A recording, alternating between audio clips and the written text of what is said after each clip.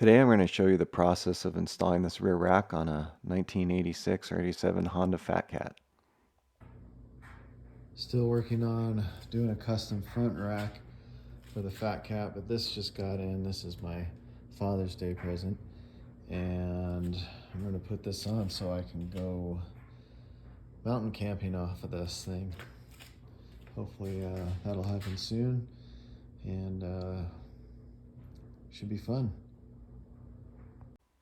I bought this rack from Cycle Racks, one of the only people I see that make aftermarket Honda Fat Cat racks.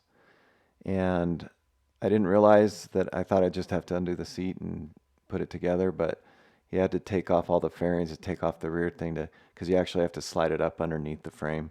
There you go, like that. But it wasn't too bad. Taking off the fairings and stuff is quite easy, and so just took care of it, and it went fairly quickly. Not as fast as working like a Flash or anything, but did have to make some cuts in this, but I'll explain that.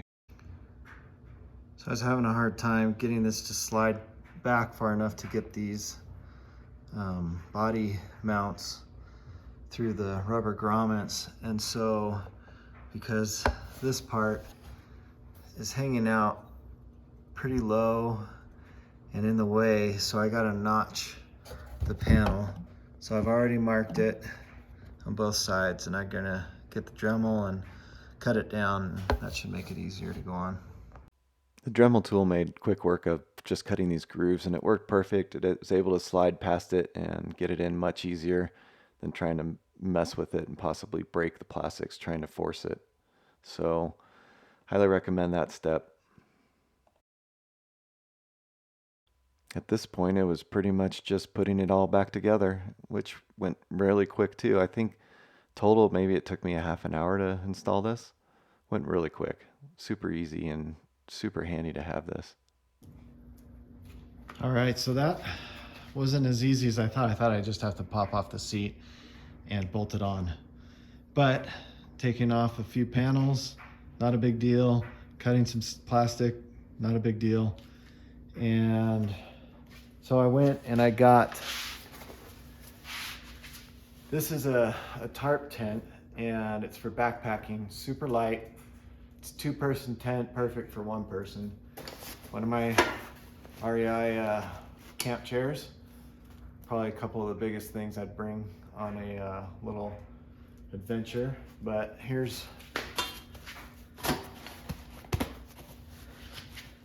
this tarp tent's pretty much the width of the rack, so that's really cool. I do want to bring extra fuel, and I don't know if I can stick a Rotopax down first on this. I'll have to look that up. That won't really be an issue once I do my custom front rack. And I started it.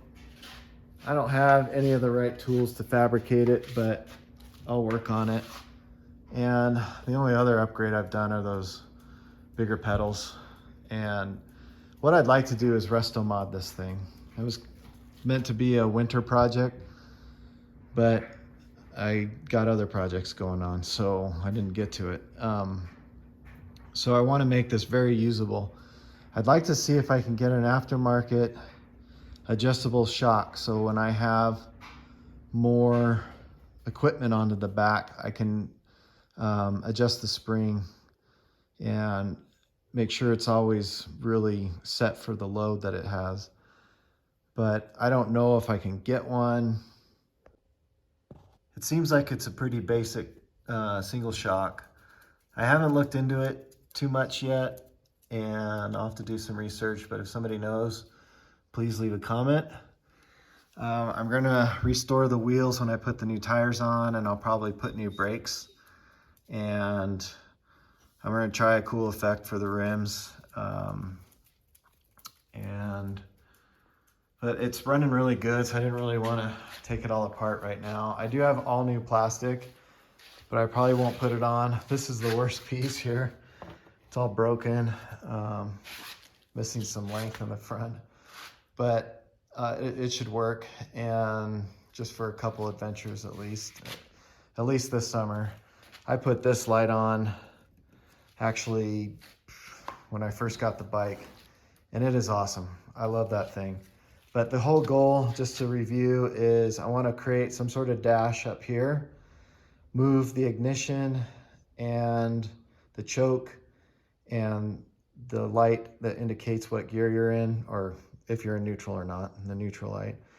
And then I'll probably change the plastics. Well, I will change the plastics, but I probably won't use the headlight fairing because I want to make this custom rack where I'll have a water bottle and a gas bottle on either side of the front. And it's going to come out to about, I guess, right about here. So I should be able to put a little bit more supplies up front. And I didn't want to block the light, and so I'm actually going to move the light to in front of the rack system. And I haven't seen this done. I don't know how it's going to work. It might be a bad idea pushing a bunch of weight or having a bunch of weight up here. I don't really know, but I thought I'd try it out, see how it goes. That's the fun of experimenting with stuff. But like I said, it all runs well, so I didn't really want to tear it down completely yet. I wanted to use it. So now that I got that back rack on to hold my camping gear and supplies, I'm gonna give it a shot. I already talked to a buddy who wants to go, so he's got a TW200, so a little Yamaha fat tire, and we're gonna go up into the mountains and see how it works. Thanks for watching with me on this little update to the Fat Cat.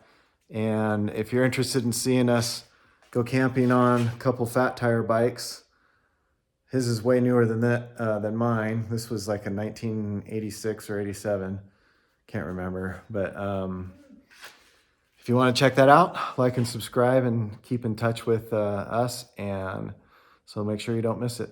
Should be a fun adventure. See ya.